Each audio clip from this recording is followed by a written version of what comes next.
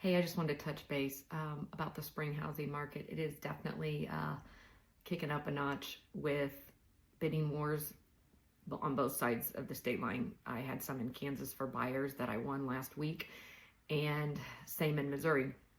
It's also great for sellers. We're seeing new listings daily, and the rates just dropped to less than 6%.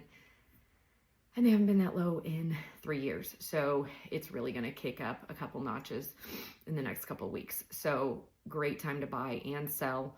The average days on market, if the house is priced right, are still ranging about 50 days on market.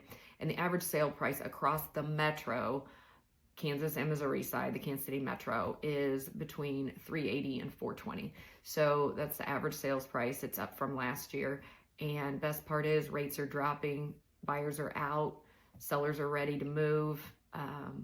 So great spring market.